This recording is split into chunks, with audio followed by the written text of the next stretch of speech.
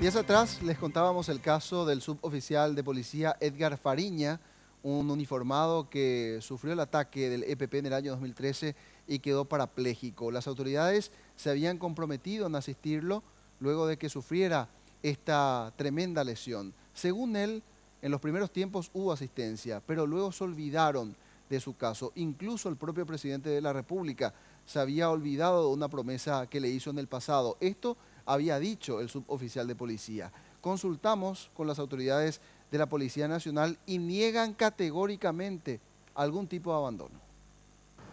Es así, compañeros, y hace unos días presentábamos la historia del suboficial Edgar Fariña, un hombre que recibió esquirlas de bomba Casabó en la zona lumbar de la espalda el día que Cartes ganaba la presidencia de nuestro país y quedaba, debido a esto, sin la posibilidad de usar las piernas, paralizado de la cintura para abajo. Él denunciaba que le extrajeron parte de las remuneraciones que le correspondía por parte de la policía y la situación en la cual se encontraba. Finalmente hablamos también aquí con los encargados de relaciones públicas de la policía, quienes negaban el abandono por parte del Estado e inclusive afirmaban que Edgar Fariña recibe una remuneración mayor a la cual le corresponde en la situación en la cual se encuentra. Esto es lo que decían al respecto.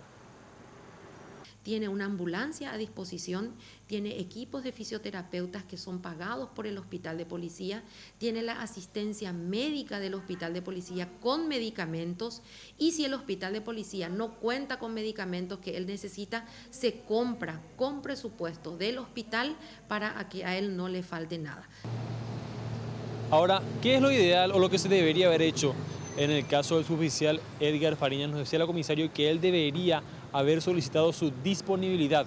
¿Qué significa esto? Que una persona por algún motivo de enfermedad o lesión no puede prestar servicio activo en la policía, entonces pasa a disponibilidad y continúa cobrando su salario, pero no así algunos beneficios que le correspondían. Esto es lo que decía también más temprano la comisario Elisa Ledesma.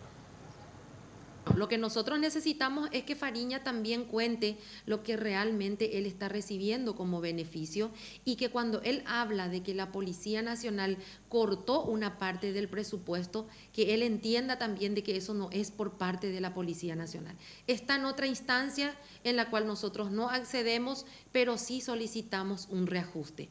Él manifestó un abandono por parte de la institución y nosotros tenemos documentos de que él en ningún momento se le ha abandonado a él y menos a su familia.